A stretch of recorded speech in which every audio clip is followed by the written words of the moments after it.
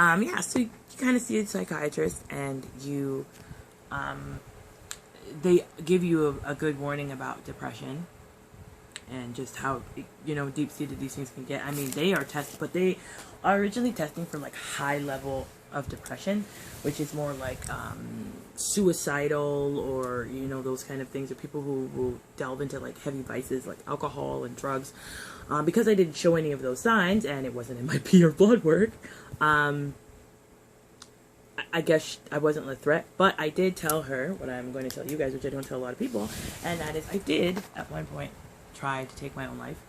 Not something I'm like bragging about or whatever, but it's these situations that help me deal with this.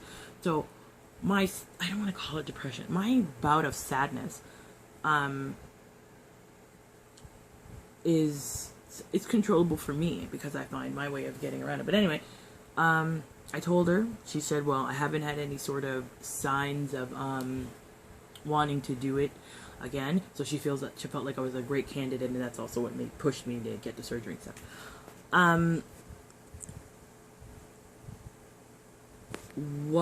All I feel like is, once again, the support system. If you're just planning to do the surgery, or you're around the corner from doing it, or you're just reading books, whatever, any level of what you're going to do with this surgery, even after the aftermath. I'm at a year and I'm still not fully controlled on this situation.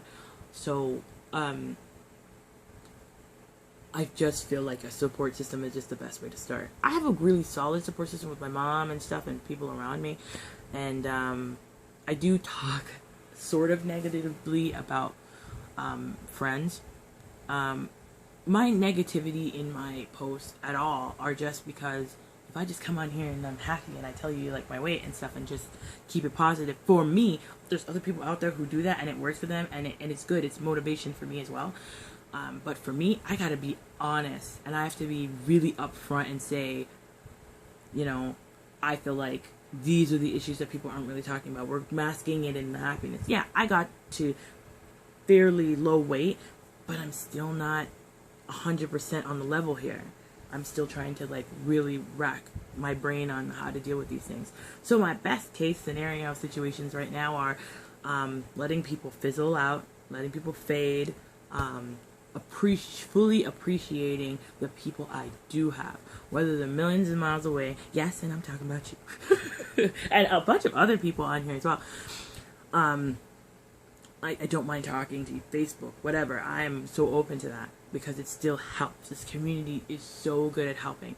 And, and I have to appreciate the people who are around me. Like my friend in Alberta, Sarah, who's always checking up on me. Oh my God, I love you so much, Sarah. You have no idea how much sometimes you just like message me at the right time and just make me feel good. And I can't even call her friend. My sister, Danielle, who truly has to be one of the only people, friend-wise, probably the only person who really understands how much of a fight my surgery has totally been on my life. Because, she was a big part of my childhood, and she was over all the time. I mean, she went grocery shopping with my mom. I'd stay home, and they'd go out and have breakfast, and they'd be, she is this amazingly light-eyed, blonde-haired girl with so much energy, and that motivates me even now. Like, and those memories of our time together motivates me. And every time I reach a goal, she I don't know, I should be coming to tears and all that, and she does it for me. I feel like she is that. She's like that other half of me. So I love Danielle. And then I have oh my God, Coral, who is a newer friend, but still an awesome, amazing bestie. She has nothing to do with surgery at all. And she's new, so she doesn't know, like, she knew I did the surgery, but I told her a little later on, and we don't really discuss it at full length. But she understands like the motivation to just want to keep active, so she always gives me that positive, like, keep active, keep motivated. And she also comes along on my childish things, like, go to Toys R Us, check out Monster High dolls and Never After High dolls and comics and stuff. So constant motivation. So that's how I'm gonna keep positive. Then I also have like, I have Sin who I talk to, and then I have like a friend Brooke who I talk to, and I met on, she even sent me a box of stuff for my birthday, and some of you even had stuff to help me with the surgery. A good book for Americans, quickly, to not divert too far, is Eat This, Eat This, Eat That, or Eat This, Not That. Oh my gosh, just look it up on Amazon. I'm so sorry. It's an amazing, amazing, amazing book. The one that I have is for restaurants. I do have she gave me the physical copy for all food you can buy in the store, which is perfect. The restaurant one is the one I use most because I do go to restaurants and people tend to want to meet me there and want to have dinners and things like that, and I really don't eat a lot. So this book helps me to see the best calorie choices and the worst calorie choices, and they're from like desserts to healthy foods, but the original book will tell you what to get at the grocery store. So from dairy to meat to breads to everything in between. It is an incredible book. It is that should be one of the list of recommended books for this surgery, in my opinion anyway. But I just went off. But yeah, she introduced me to that book, and she's not a weight loss surgery patient either. She did lose a large amount of weight, and she understands emotionally and physically what I'm going through. So she's another motivator that I need. But I'm gonna say something a little semi-negative. I know, right? Like, that's shocking. I also feel like it's a weakness, sort of, to depend on people to keep me happy and motivated. I always felt like that even about, not to get personal, but men. I felt like women shouldn't depend, or a man shouldn't depend on a woman for happiness, and a woman shouldn't depend on a man for happiness. You should already come into it happy. And I felt like I came into this pretty happy, and it's other things and other extenuating circumstances that are like bringing me down. So I have to learn how to balance wanting to hang out, wanting to be around people all the time, and needing that energy from them and that vibe, and also dealing with it on my own, in my room, like where I'm now. See, there's Harley. She's one of my big motivators. She's crazy as hell, and I love her. I'm a joker. But yeah, these things, like scary things, motivate me. All my stuff over there motivates me. I don't really stay here.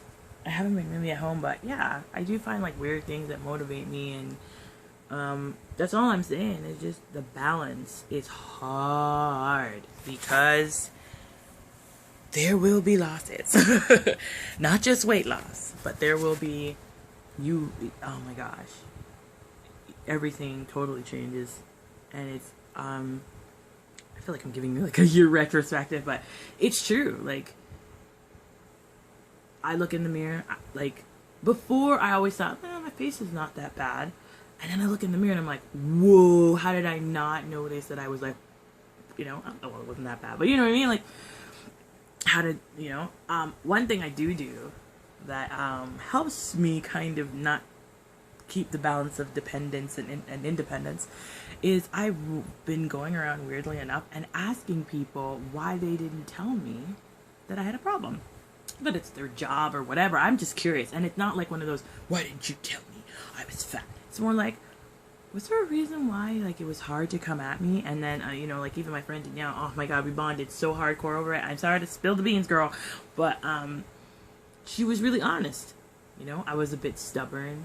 I wasn't gonna hear it, but it also wasn't important to them. And it's true. She's one of those few people who don't treat me like who never treated me like a fat friend. I was always like queen shit with her, so she always treated me above and beyond, and like, kind of pimped me out to her friends, not in like a sexual way, but more like, this is my friend Simone, and she always made me feel pretty badass.